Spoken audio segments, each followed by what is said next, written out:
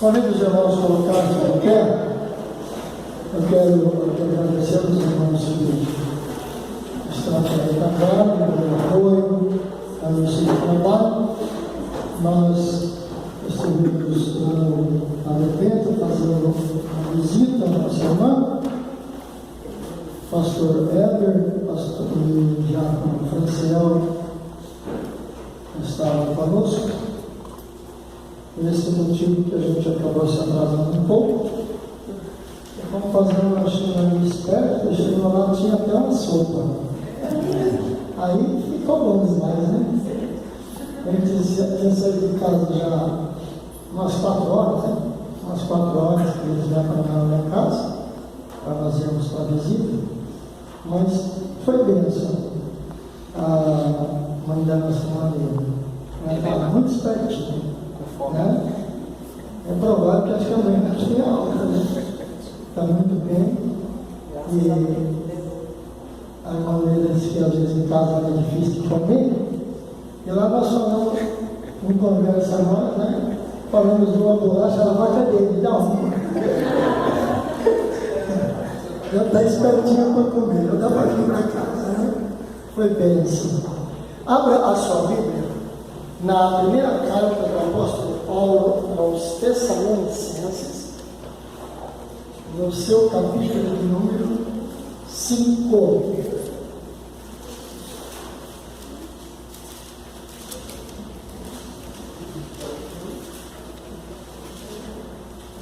Primeiro aos Tessalonicenses, capítulo de número 5.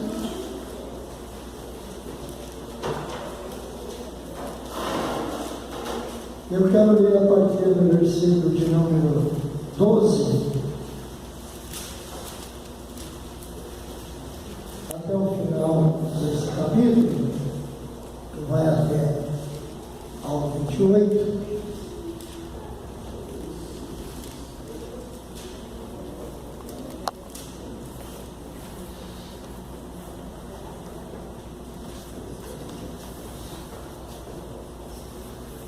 Você encontrado já pode dizer amém? Amém. Façamos uma leitura alternada e ao final repetiremos todos juntos o verso de número 23, que é onde eu devo me basear para a nossa reflexão nessa noite. O título desse texto que escolhemos fala sobre preceitos diversos, votos e saudações. 12. E rogamos-vos, irmãos, que reconheçais os que trabalham entre vós e que presidem sobre vós no Senhor e vos admoestam. E que os tenhais em grande estima e amor, por causa da sua obra. Tende paz entre vós. Rogamos-vos também, irmãos, que admoesteis os desordeiros, consoleis os de pouco ânimo, e sustenteis os fracos, e sejais pacientes para com todos. Vede que ninguém dê a outrem mal por mal, mas segui sempre o bem, tanto uns para com os outros, como para com todos. Regozijai-vos sempre. Orai sem cessar. Em tudo dai graças, porque essa é a vontade de Deus em Cristo Jesus para convosco. Não extingais o Espírito. Não desprezeis as profecias. Examinai tudo, retende o bem. Abstende-vos de toda a aparência do mal. E o mesmo Deus de paz vos santifique em tudo, e todo o vosso espírito, e alma, e corpo plenamente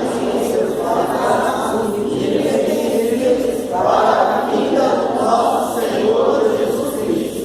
Fiel é o que vos chama, o qual também o fará. Irmãos, orai por nós. Saudai a todos os irmãos com ósculo santo. Pelo Senhor vos conjuro que esta epístola seja lida a todos os santos irmãos. A graça de nosso Senhor Jesus Cristo seja convosco. Amém. Amém. 23, vamos repetir juntos. E o mesmo Deus de paz vos santifique em tudo, e todo o vosso espírito, e alma, e corpo sejam plenamente conservados, irrepreensíveis, para a vinda de nosso Senhor Jesus Cristo. Amém. Podemos sentar.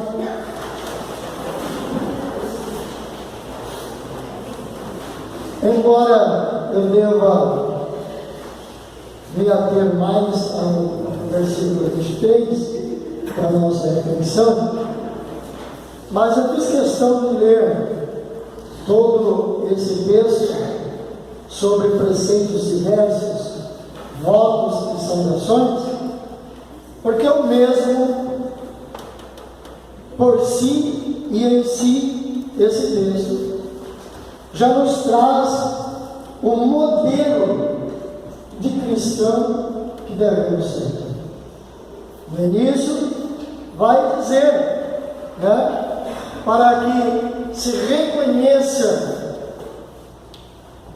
aqueles que trabalham entre nós, as nossas lideranças, quer seja desde o nosso presidente nacional, o nosso presidente da igreja estadual, da convenção estadual, o presidente do campo, os pastores ou obreiros dirigentes das congregações, e dentro das congregações, as lideranças que compõem, junto com o pastor, a direção dos trabalhos, para que haja a boa ordem, o bom andamento, o bom desenvolvimento da igreja, porque ele vai dizer que esses tais devem ser tidos em grande estima e amor, não pelo seu conhecimento teológico, secular, pela sua posição, quer seja intelectual ou financeira, ou pela posição até mesmo de líder. Não é por esse motivo que eles devem ser, ou que sejamos tidos em grande estima, em amor, mas por causa da obra. Por causa da obra. Porque a obra que cada um de nós, como líderes, dirigentes de departamentos da igreja, líderes de departamentos da igreja, regentes de cada órgão musical, essa obra que nós fazemos não é para a nossa glória, não é para que a gente saia garganteando por aí. Você viu o ruído que eu saí? Você viu o louvor que o meu grupo apresentou? Você viu o congresso que nós realizamos? Não, porque nós fazemos tudo para a honra, glória e louvor daquele que é dono da nossa vida. E ele vai dizer também que não cabe somente ao pastor, ao presbitério ou às lideranças somente a incumbência de admoestar os desordeiros. É claro que quando assumimos uma igreja, eu principalmente, eu não sei os demais quais as suas colocações, mas eu já tenho tido aqui algumas reuniões com corpo de obreiros, com lideranças, e eu sempre trabalho da seguinte maneira, dizendo que o corpo de obreiros que está à minha retaguarda, as lideranças estabelecidas em cada departamento, elas são os meus representantes em cada departamento. Assim como eu também não posso me posicionar como eu sendo o pastor da igreja. Não, eu tenho um líder. Eu tenho um líder a quem eu presto contas e a quem eu represento na congregação. Nosso campo, hoje, entre congregações e subcongregações, gira em torno de 105 pontos. Ou seja, nós temos aí aproximadamente 70 congregações oficiais e 45 subcongregações espalhadas no campo. E cada um desses dirigentes estão representando quem? O presidente, porque não tem como ele se subdividir em 105 parcelas para estar no campo todo dando atendimento. Ele estabelece seus representantes. Então veja bem que aprendendo essas lições, eu gosto de trabalhar com as lideranças e sempre dizer: cuidado com a maneira como você lidera tal departamento, porque você está me representando lá.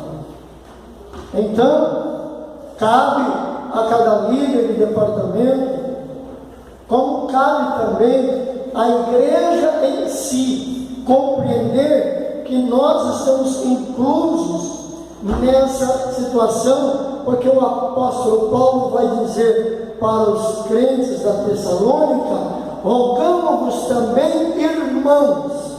Ele não disse aqui obreiros. Rogamos-vos também, irmãos, que admoesteis os desordeiros, consoleis os de pouco ânimo, e sustenteis os fracos, e sejais pacientes para com todos. E às vezes nós somos impacientes com alguém. Nós somos de pouco ânimo para consolar os que o são. Mas cabe a nós, irmãos, admoestar. E admoestar fala de aconselhar com brandura aos desordeiros. Pastor, será que tem desordeiro no nosso meio? Tem. Porque desordeiro não é alguém que vai entrar aqui chutando o banco, jogando para cima, fazendo um escarcel dentro da igreja, não. Desordeiro é todo aquele que sai fora da ordem pré-estabelecida na igreja.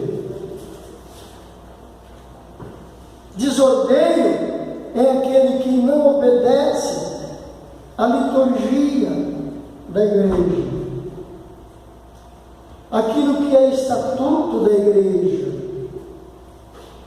que anda de qualquer jeito, faz o que quer, não devo satisfação a ninguém. Não, nós aqui todos temos um dono. Ei, você tem um dono? Eu tenho um dono. Eu tenho um dono. Então, cabe a cada irmão admoestar aquele que quer desestabilizar a ordem pré-estabelecida, sustentando os fracos. Veja bem que muitas vezes a igreja acaba perdendo muitos membros, porque quando chega ao conhecimento da direção, eles já se sentiram abandonados pela própria comunidade. Pastor, o senhor fala isso baseado em quê? Que muitas vezes você se senta ao lado de alguém anos a fio. Aí, daqui a pouco, essa pessoa que esteve sempre ao seu lado, deixa de vir nos cultos de terça-feira, deixa de vir nas quintas. Daqui a pouco, nem nos domingos, está vindo, vem uma vez ou outra. E talvez eu e você vamos deixando o tempo passar, quando pensa que não nós perdemos. Quando na verdade chegou ao ponto de enfraquecimento geral, e pasmem, talvez até alguns de vocês tenham ouvido isso ao visitar alguém nessa condição. Ninguém ligou para mim, ninguém me visitou, ninguém me ajudou. Eu louvo a Deus que as Assembleias de Deus ainda persistem nesse trabalho de visitação. Haja visto aqui que nós temos um grupo de irmãs que não perde a visão, vai para a visita das irmãs. Nós temos uma liderança de jovens que não perde essa visão e vai para a visita. E irmãos, quem se lembra aqui de um irmão moreninho que sentava aí, ele não perdia um culto de doutrina. O irmão moreno, meu escolhido, usava uma barbinha, se não me engano, era Jeovã o nome dele. Ele mesmo. Cadê ele? Está na Bahia. Está na Bahia? Então, é outra necessidade de comunicação da igreja com a liderança. Porque ele não pediu carta, senão nós sabemos. É Jeovã. É porque ele não estava mais congregando aqui, pastor, quando ele É foi. porque ele mudou lá para baixo. Ele já tinha mudado, E nós aí estávamos ele- lá fazendo culto na casa dele, visitando. Deus abriu porta de emprego para ele escolher assim a dele. Então, essas informações é importante, né? A irmã Sueli tem procurado me trazer relatório de algumas visitas que estão sendo feitas, e isso é interessante de saber, né? Porque, de repente, a gente pode provocar uma injustiça, né? Desligando alguém ou excluindo alguém, né? Então, é a igreja, como uma família que somos, ao perdermos de vista um irmão, ir atrás e trazer essa informação. Trazer essa informação. Bom, pastor, e ele, mesmo, a esposa mesmo, uma boa crente, ia mudar, não veio pegar uma Não, ele nem pegou uma carta, mas É esquisito isso aí. É esquisito. é que talvez, infelizmente, nós estamos vivendo um período em que muitas igrejas, no afã de atrair crentes para si, não têm a organização que nós sempre tivemos, né? Não pede carta, não pede nada. Nós costumamos receber alguns crentes aqui, nós procuramos saber de qual igreja, ver se é uma afiliada convencional ou não, para providenciar a carta de mudança, e aí alguém vai dizer para nós, não, a minha igreja não dá carta, né? Então, aí nós entramos na prerrogativa que nos é cabível, que é de recebê-los, né? De recebê-los e observá-los por um espaço de pelo menos 3 meses, para ver a sua fidelidade, o seu comportamento, e apresentar numa reunião de ministério e ser recebido, comprovando o batismo semelhante ao das Assembleias de Deus, por imersão, em nome do Pai, do Filho e do Espírito Santo, e assim por diante. Então são coisas, irmãos, que nós ao longo do tempo vamos perdendo, e isso vai trazendo prejuízo para o próprio corpo que é a igreja, porque fica uma situação de que a gente não está sustentando mais aqueles que estão fracos na fé, que a gente não está mais sendo paciente para com todos. Paciente, ela vem de uma palavrinha que significa perseverar com todos, não perder ninguém, né? O que está acontecendo? Estou me mudando para longe, não dá para o irmão continuar congregando conosco. Então, irmão, procura o pastor, procura a secretaria, pede a sua cartinha, saia daqui documentado, e aonde o senhor chegar, ser reconhecido como tal. Porque olha, o que é que diz as cartas de mudança que nós emitimos? Ao final, recomendamos que recebais o irmão ou a família, como é costume entre os santos, né? Então é um reconhecimento de que a gente está perseverando no cuidado com os nossos irmãos. Ele vai dizer que ninguém dê ao outro mal por mal, mas seguir sempre o bem, tanto uns para com os outros, como para com todos. O que ele quis dizer isso? Eu não vou tratar mal o irmão Janice ou o irmão Tarcísio, né? Porque somos companheiros, né, Luciano, no ministério da igreja. Mas aí do membro que me desaforar. Tá certo? Não. Eu não vou tratar mal os irmãos. Se houver uma palavra que não me agrade, eu vou chegar no irmão e dizer, irmão, isso que eu não falo não é bem certo. Porque o meu posicionamento é esse. Irmão, entendeu? E fica tudo na paz. Não é verdade? E aquele também, que é um pouco mais distante da gente, pela própria convivência que nos separa, mas eu sempre procurei tratar bem a todos. A todos. Desde a criancinha ao ancião. E dou a liberdade a todos que assim o quiserem. É claro que por questões de família, de tempo, de trabalho, sei lá o quê, muita gente da igreja termina o culto, né? E rapidinho se manda, né? Mas de repente seria interessante que alguém nos procurasse.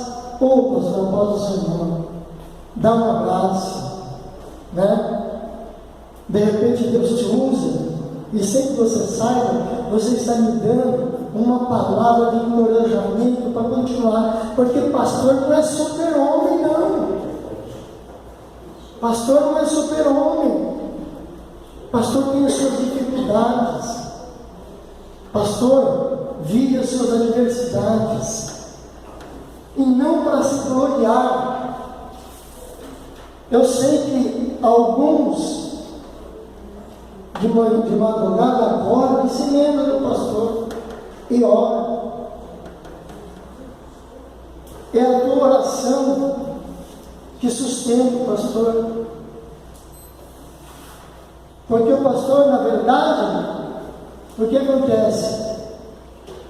Essa madrugada mesmo eu acordei 4 horas da manhã, orei pela igreja, orei pela minha família, orei por cada um de vocês da igreja. E depois eu fiquei pensando, onde anda o Giovanni? Né? E aquele Anderson que se converteu também, cadê o Anderson? Né? Aqueles 2 meninos que se converteram por último, inclusive às terças e quintas eles estavam vindo. Eu conversei com eles domingo, pastor, tudo certo. Agora o Anderson está em outra igreja. O Anderson é em outra igreja. A mãe dele também, a moça que vinha junto com ele também, estão todos em outra igreja. Em outra igreja. Então, vocês veem quanta coisa que recai sobre a gente na liderança. É por isso que o apóstolo Paulo fala isso. Tende em grande estima e amor àqueles que vos presidem e que sobre vós no Senhor, que a gente não preside porque a gente é melhor do que qualquer um dos irmãos e irmãs, não, somos todos iguais diante de Deus, mas presidimos em nome do Senhor, para ensinar, para admoestar, para exortar se preciso for.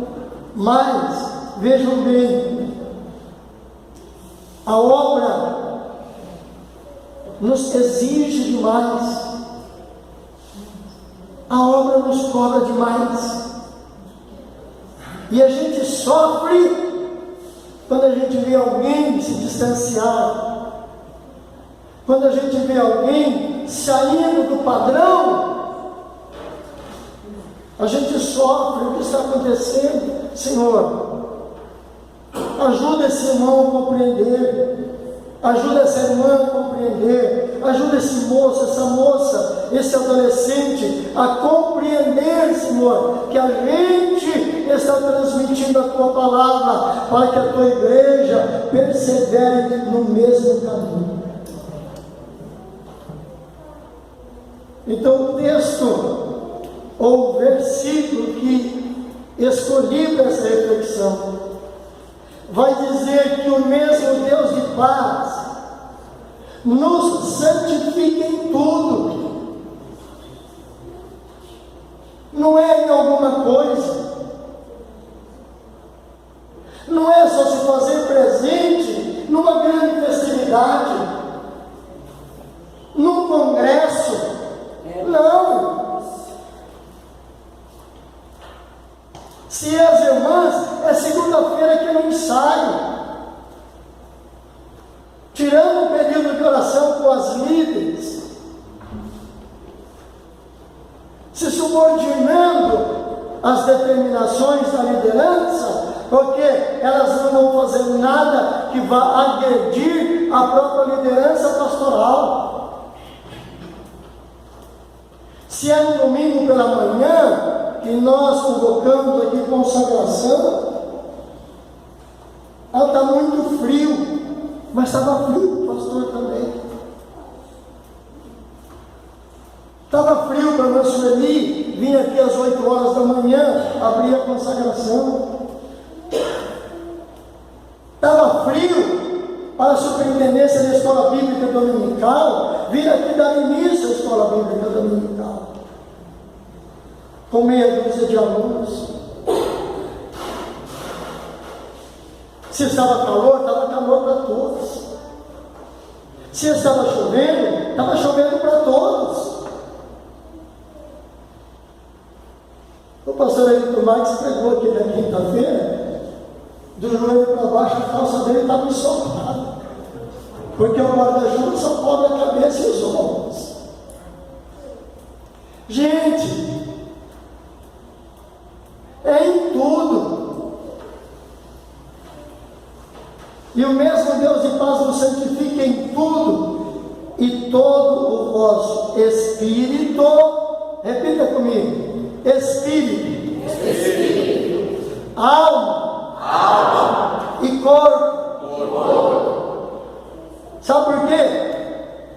Porque o espírito, a alma e o corpo tem que ser plenamente conservado para agradar o pastor.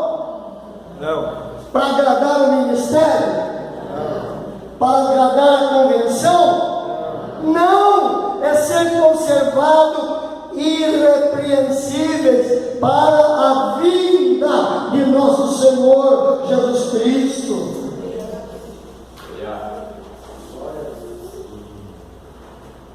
É para a vinda do Senhor. Embora se diga que hoje não se prega mais a vinda do Senhor, nós continuamos falando sobre a vinda do Senhor. Domingo mesmo, Diácono Franciel trouxe uma palavra, alertando através da história, da passagem, do vivenciar de Pedro, a preocupação com a vinda do Senhor. Se nós ensinamos aqui a fidelidade à palavra, fidelidade ao ministério, porque uma coisa, outra coisa. Mas as duas coisas exigem fidelidade. Exigem fidelidade. E a fidelidade só pode ser demonstrada a partir de cada um de nós. E bem por isso, Jesus vai dizer: ser fiel até a morte, ou seja, que a tua fidelidade seja até a morte, e receberás a coroa de glória.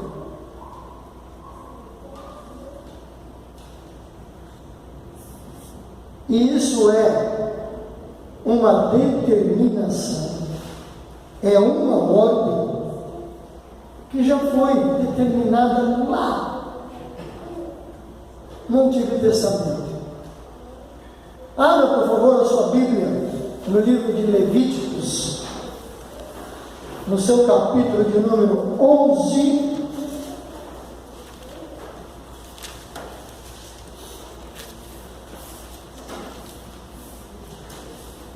E se você já chegou no capítulo 11, leia, por favor, o versículo de número 45 em alto e bom som. Porque eu, o Senhor, que vos faço subir da terra do Egito, para que eu seja vosso Deus, e para que sejais santos, porque eu sou santo. Então veja bem, ele dá essa ordem porque acabara de tirar o seu povo da onde? Do Egito, da escravidão. E às vezes a gente ouve alguns quererem atribuir os versículos do Antigo Testamento só para o Antigo Testamento. Mas, gente, da onde foi que o Senhor nos tirou? Não foi da escravidão do pecado? E o apóstolo Paulo, escrevendo aos Romanos, ele vai fazer a pergunta: se o Senhor nos tirou da escravidão do pecado, vamos continuar pecando? Não. Não. E pecado, amado, não é só aquela coisa escabrosa que escandaliza todo mundo. Não. Não. Aliás, o significado mais apropriado para o pecado que se conhece na teologia é errar o alvo. Errar o alvo. Então, qualquer coisa que nós façamos, por mínima que seja, que foge aos ensinos das Escrituras, que foge ao um viver que dignifique o nosso Salvador, estamos errando o alvo. Por isso o apóstolo Paulo registra também que ele, deixando para trás as coisas que atrás ficam, ele segue em frente, prosseguindo para o alvo. E qual é o alvo dele? Jesus, autor e consumador da nossa fé. E quanta gente que deixou algumas coisas lá atrás, faça uma reflexão breve. Da onde você saiu, o que vocês faziam, o que você deixou de fazer pelo Evangelho de Cristo, e uma teologia moderna agora está dizendo que você pode voltar a fazer isso. Seja fiel. Bem por isso Jesus manda João escrever a uma das igrejas da Ásia, e ele diz: lembra-te, pois, de onde caíste, e volte à prática do primeiro amor. O que é a prática do primeiro amor? Que pelo primeiro amor você deixou um monte de coisa e agora está querendo trazer tudo de volta. Por isso ele vai dizer: porque eu sou o Senhor que vos faço subir da terra da escravidão, para que ele falando, Deus, eu seja o vosso Deus, e para que vocês sejam santos, porque eu, Deus, sou santo.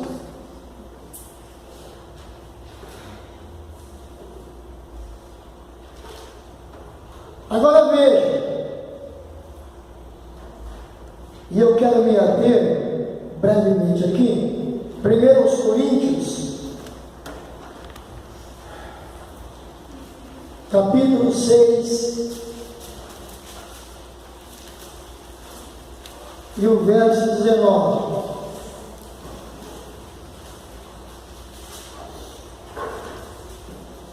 Ou não sabeis que o nosso corpo é o templo do Espírito Santo, que habita em vós, proveniente de Deus, e que não sois de vós mesmos?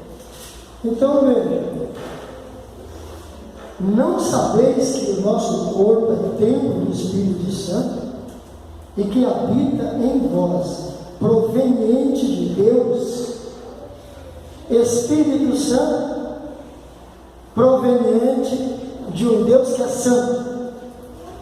vem habitar no nosso corpo e no nosso espírito, os quais, veja bem, os quais o quê? O nosso corpo e o nosso espírito. Pertence a quem? Deus. Pertence a Deus.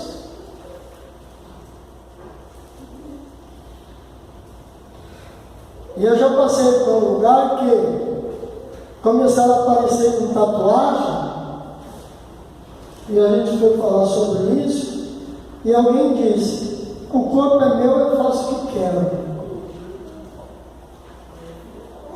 Bom, então se o corpo é teu, você já tomou o teu corpo da mão de Deus.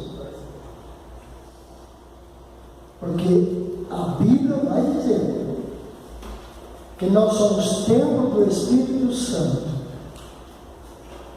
proveniente de um Deus que é santo, e que diz que esse corpo mortal, esse vaso de barro, e o Espírito aqui com M minúsculo, o Espírito de vida que nós recebemos do nosso primeiro pai, quando Deus fez aquele boneco de barro e soprou nas suas narinas, e está escrito que recebemos o Espírito de vida. Não é meu, é de Deus. E que se Ele resolver tomar esse Espírito que é dele, a qualquer instante, você não pode fazer nada. Absolutamente nada. Então como que o corpo é teu? Porque o corpo só está de pé porque tem um Espírito que pertence a Deus. Além de que temos para nos ajudar na nossa caminhada, quando aceitamos a fé, aí recebemos nesse templo desprovido de nenhuma glória, recebemos o maior tesouro que o homem pode receber na sua vida, o Espírito Santo de Deus, para habitar na minha, na tua, na nossa vida. Então alguém diz: o corpo é meu, eu faço o que quero. Faça não, querido. Porque o Espírito Santo que em ti habita, ele pode se entristecer. Alguém aqui gostaria de morar numa casa toda suja? Eu vivi de aluguel muitos anos até que o Senhor me abençoou. Então, vivendo de aluguel, eu devo ter morado em umas 4 a 5 casas diferentes no começo do meu casamento. Quando venceu o contrato que o dono pedia, você tinha que desocupar. Quando você procurava lugar para alugar, aí você chegava lá, as paredes estavam sujas, borradas. Às vezes, válvulas de banheiro estragadas, iluminação precária. Então, para entrar, o que a gente fazia? Uma limpeza geral. Foi o que um dia aconteceu com esse tabernáculo que hoje é do Espírito Santo. Para ele demorar aqui, ele precisou de ser limpo. Eu fui limpo, você foi limpo? E pelo que nós somos limpos? Pelo sangue do Cordeiro imaculado, sem nenhum pecado. Como diz aquele ladrão: ei, cala a boca, rapaz. Nós estamos aqui porque nós fizemos um monte de coisa errada, mas este não, esse é o justo, ele é o santo. Mas ele derramou o seu sangue puro, imaculado, imaculado para limpar essa casa que estava suja, para ser habitação do Espírito Santo. Aleluia. E como é que eu vou agora sujar essa casa? Com maus pensamentos, com a prática de maldades, a displicência de cuidar desse tabernáculo, andar de qualquer jeito por aí, encher de enfeites por fora. Para quê? Se a maior joia é aquela que já habita dentro desse tabernáculo, que se chama o Espírito Santo de Deus.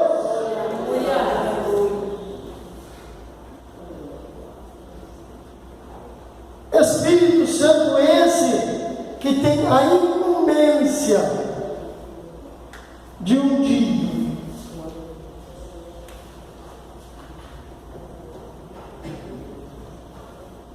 deixa eu trazer aqui uma simbologia. Eu nunca vi, se vocês viram, para mim é novidade, eu nunca vi uma noiva entrar desacompanhada no dia das nupcias. Alguém aqui já viu uma noiva entrar sozinha? Sempre vai ter um acompanhante, ou um pai, ou um irmão, né? Se na falta do pai e irmão, parente próximo, sempre vai trazer a noiva. E a Bíblia vai dizer que nós, como igreja, somos noivos de Cristo. E que um dia, sabe quem é que vai acompanhar essa noiva para entregar ao noivo? O Espírito Santo. O Espírito Santo. Então, não entristeça o Espírito Santo.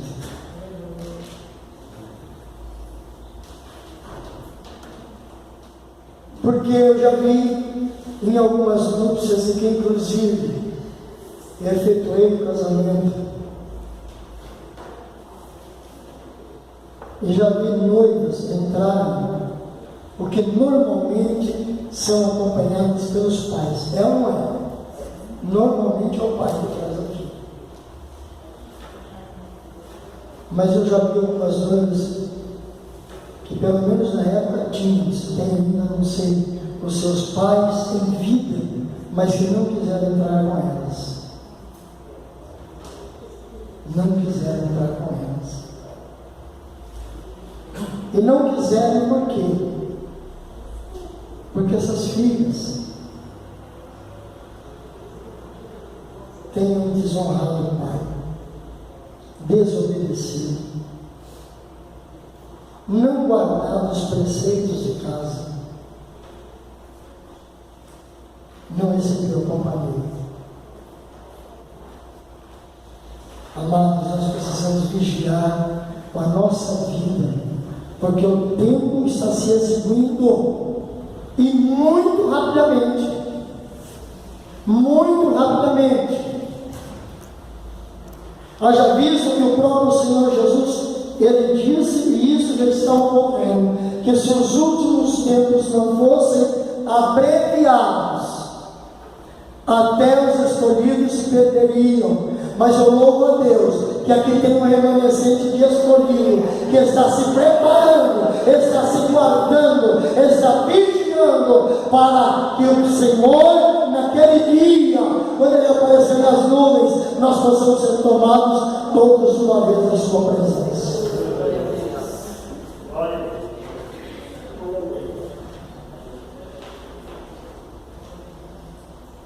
Lucas 1, 74 e 75.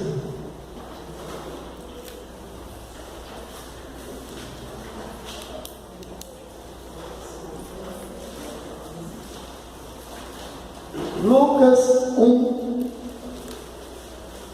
74 e 75. Se você já achou. Conhecer-nos que, libertados das mãos dos nossos inimigos, o servíssemos sem temor, em santidade e justiça, perante Ele todos os dias de nossa vida. Então veja, nós precisamos compreender que, sendo-nos concedido que fomos libertados das mãos dos nossos inimigos. Quais são os nossos inimigos? É o irmão que às vezes olha para a gente com cara feia, porque não gosta de nós, do nosso jeito de ser? Não, não é. Os nossos inimigos, amados, não são nada mais, nada menos do que as potestades que estão ao nosso redor e que não têm poder nenhum sobre a minha e a tua vida, porque a nossa vida já está guardada em Deus por Cristo Jesus. Eles não têm poder algum, mas eles ficam ao derredor, como diz o texto, como um leão bramando, rugindo, procurando a quem possa tragar, a quem possa. E sabe a quem possa, o que esse a quem possa faz? Dá brecha, dá lugar, falha em algum aspecto, erra o alvo por algum momento, aí ele chega e vai buzinar no seu ouvidinho: ei, você não pode mais cantar numa cidade, você não pode mais cantar no grupo das irmãs, você não pode mais fazer isso, você não pode mais fazer aquilo, porque você caiu, você errou. Mas aí, veja bem o que vai dizer. Deus já nos libertou dos nossos inimigos. Para quê? Para que a gente o sirva sem temor, em santidade e justiça perante Ele. Quanto tempo? 15? 30? 50 anos? Não, por toda a sua vida, todos os dias da nossa vida, é todos os dias. Sabe aquela manhã, aquele dia que amanhece e que de repente você perdeu a hora de levantar para ir para o serviço? Ou você, mãe, perdeu a hora de levantar e acordar o filho para ir para a escola, e que por conta disso você já quer levantar esbravejando? Não faça isso. Não faça isso. Você sabe que você já foi liberto dessas coisas, de querer esbravejar, de querer murmurar.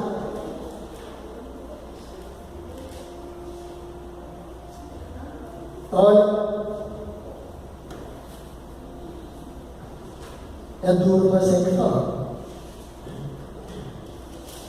Tem algumas casas que o dicionário de palavrões ainda não foram apagados.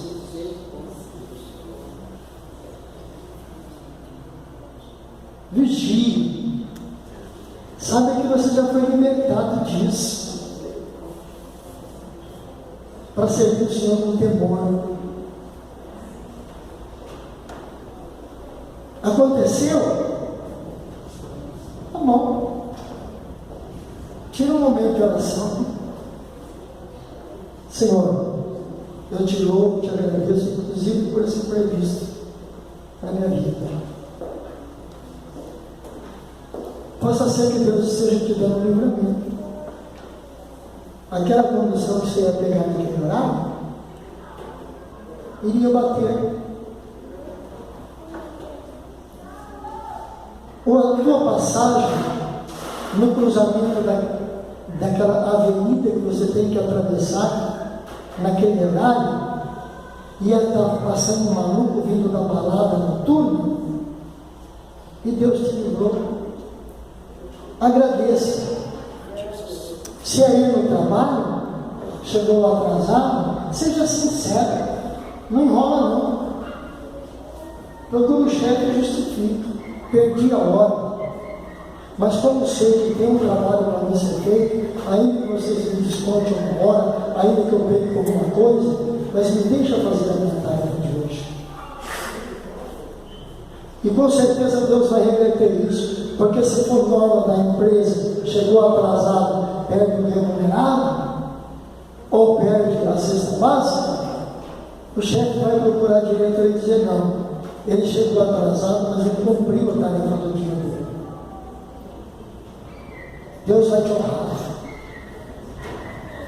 Isso é acertar no alvo. E não fazer como alguns que eu acredito que aqui não tem, mas eu já vi por aí. Já que eu acordei atrasado, vou passar no UPA, hoje é UPA, né? Agora é UPA. Vou passar no UPA e eu pego o atestado. Amados, isso é errar o alvo. Isso é errar o alvo. Não é para nós vivermos do jeito que nós queremos. Não é para nós andarmos do jeito que nós queremos. Não é para nós falarmos do jeito que nós queremos. Não, amados. É para nós vivermos conforme diz a palavra nesta noite para nós. Em santidade e justiça perante Ele todos os dias da nossa vida. Em santidade e justiça. O que quer dizer justiça? É fazer para o outro aquilo que você gostaria que fizesse para você. Ser sincero. Ser claro e transparente como a água mais cristalina. No teu viver, no teu negociar, no teu falar, no teu andar, aonde quer que seja. Segundo aos Coríntios,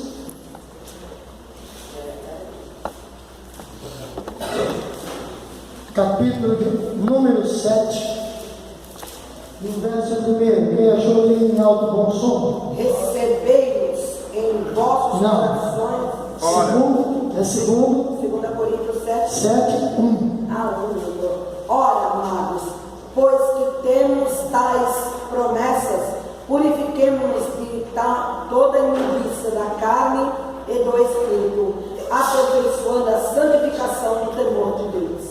Então, amados, já que temos tais promessas, que promessas que nós temos? Qual é a promessa mais gloriosa que nós temos? Vida eterna. Vida eterna. Vida eterna. É a maior promessa que nós temos. Se Ele nos der casa boa aqui, amém. Se der carro, amém. Se der um bom emprego, amém. Como disse o apóstolo Paulo, eu estou acostumado a viver com pouco e com muito. Estou acostumado a padecer necessidade e a ter abastância. Não tenho esse problema. Continuo fiel ao Senhor, porque a minha esperança é a vida eterna. Porque Ele disse que para eu viver é Cristo, e o morrer também é Cristo. E muitas vezes nós deixamos aqui de sermos fiéis a Deus, no viver diário, deixamos de ser fiéis a Deus, nos nossos compromissos, deixamos de ser constantes, mas Ele vai dizer: ora, amados, depois que temos tais promessas, vamos nos purificar de toda imundície, da carne e do espírito. E aqui é espírito, um M minúsculo, esse espírito teu, esse espírito meu, tem que se purificar de toda imundície.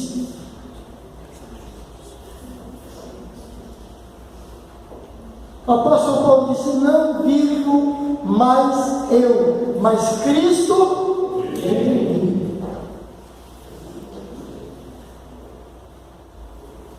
E o Cristo vive em mim implica em dizer ser igual ao Pai, santo, que foi o que Jesus orou pelos discípulos, e consequentemente essa oração recai sobre nós como igreja, quando ele diz: para que eles sejam um, como nós somos um, Pai. O que ele estava dizendo isso? Com isso, Pai, o meu andar é como o seu andar, o meu viver é como o seu viver, a minha alegria é como a sua alegria, a minha perseverança é como a tua perseverança, a minha santidade é como a tua santidade. Glória a Deus.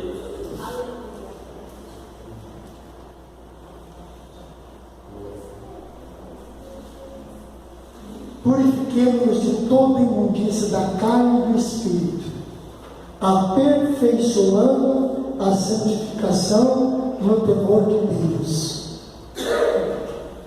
Por que aperfeiçoando a santificação? Porque a santificação, ela não é conclusa com o aceitar a Cristo. O aceitar a Cristo é o perdão e o apagamento dos pecados passados, para viver uma novidade de vida, que a cada dia nós procuremos nos santificar no temor de Deus. Não é fácil. Já digo logo, não é fácil, mas não é impossível. Não vou andar mais como andava antes, porque agora eu temo a Deus, então estou me santificando no temor de Deus. Não vou falar mais palavrão, como eu falava antes, eu estou me santificando no temor de Deus, porque agora eu temo a Deus.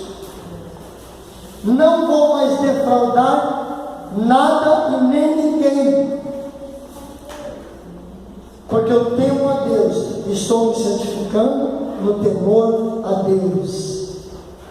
E nisso, a santificação, ela vai sendo aperfeiçoada dia a dia, como disse o apóstolo Paulo, até que alcancemos a estatura de varão perfeito.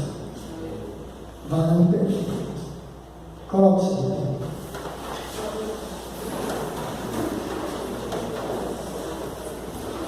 Só para fechamento,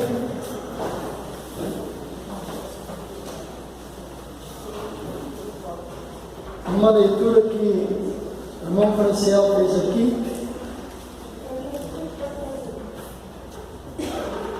Epístola de Pedro,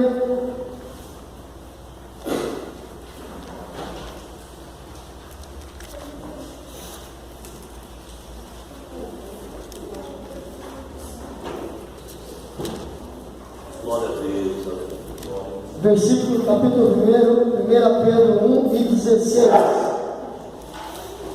Porquanto escrito está: sede santos, porque eu sou santo.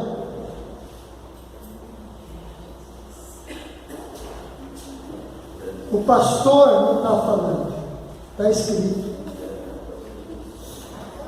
Não é o pastor que está exortando, está escrito.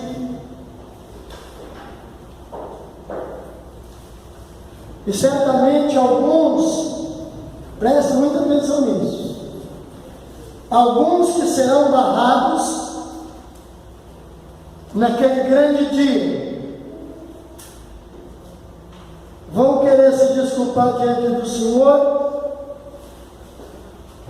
para querer dizer: Senhor, eu não sabia disso.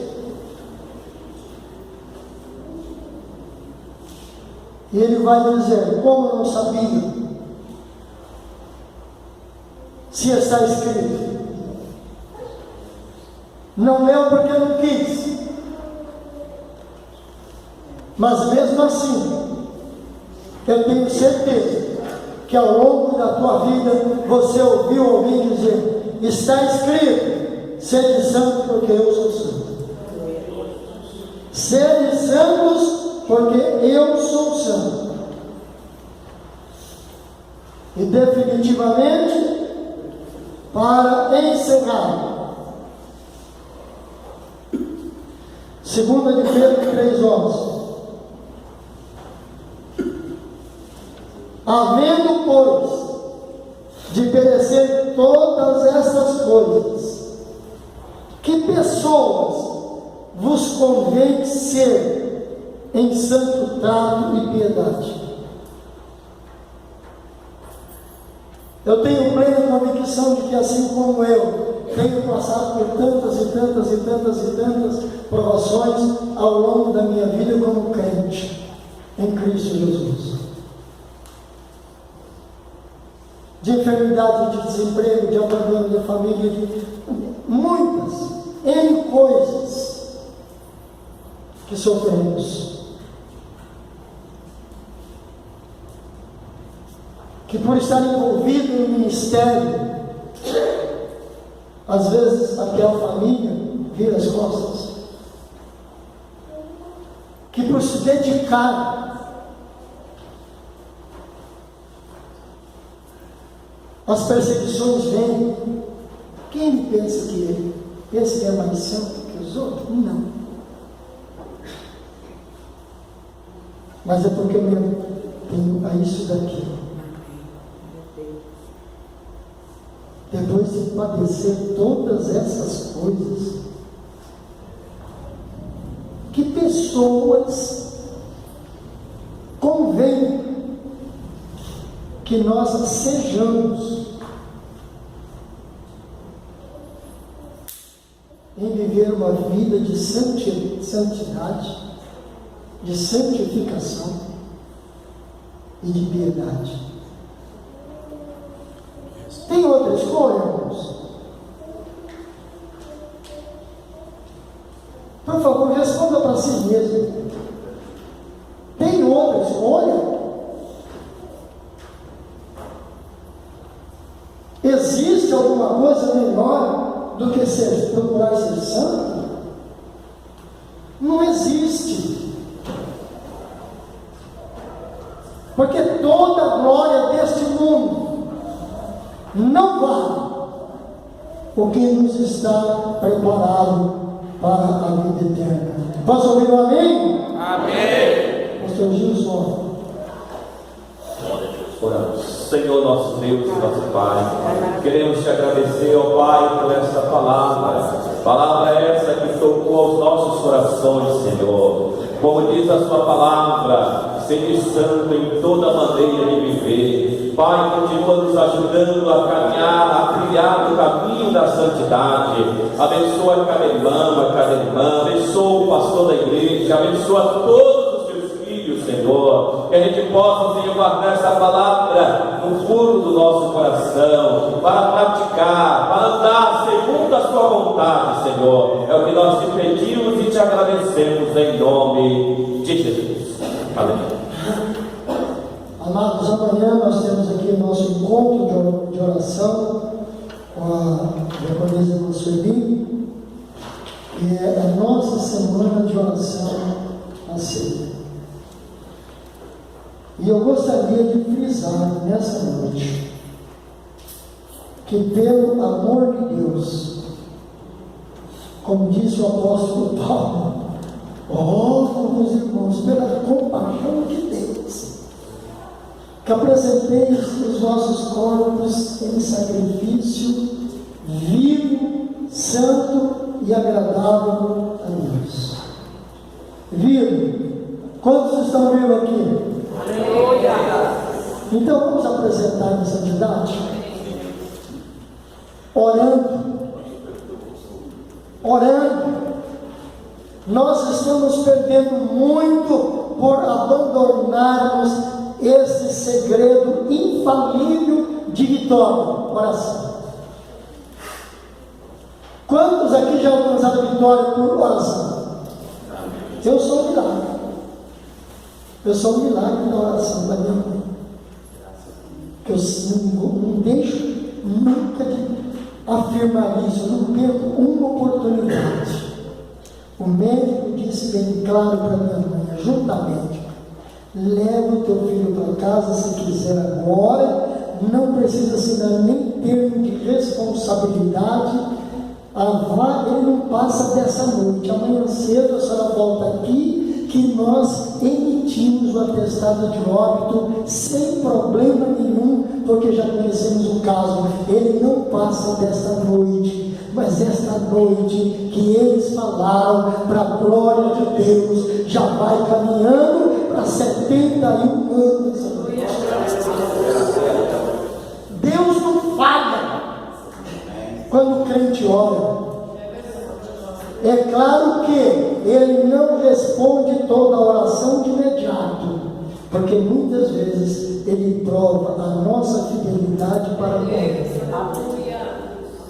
Mas eu costumo dizer que a única oração que Deus não responde é aquela que não é feita. É aquela que não é feita. Então, a Assembleia de Deus nasceu sob esse prisma. Os crentes vão chegando, vão dobrando o joelho e vai orando. Não importa se alguém do teu lado vai levantar e vai aprender a se ajoelhar também.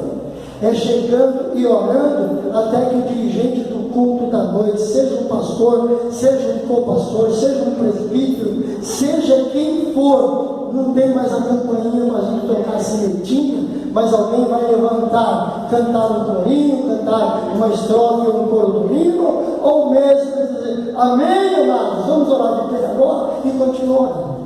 Amém, irmãos? Amém. Então amanhã nós temos oração. Quinta-feira nós temos oração das 7h30 às 20 horas. Às 20 começa o culto da vitória com as irmãs do círculo de oração. Sexta-feira nós temos oração, e quem vai estar aqui é o pastor Dionísio, que vai dar abertura à oração e vai ministrar uma palavra de reflexão para nós aqui na sexta-feira. E no sábado nós começamos também com um período de oração antes da ceia. Amém, amados? Amém. Que diremos, pois, dessas coisas? Se Deus é por nós, Quem será contra nós? tudo posso. Aquele que me fortalece. E a vitória é nossa, Pelo sangue de Jesus. que a graça de nosso Senhor e Salvador Jesus Cristo, que o amor de Deus, nosso Pai Celestial, que a comunhão e as doces consolações do Santo Espírito seja sobre a sua igreja e sobre ela permaneça hoje e sempre, todos digamos amém.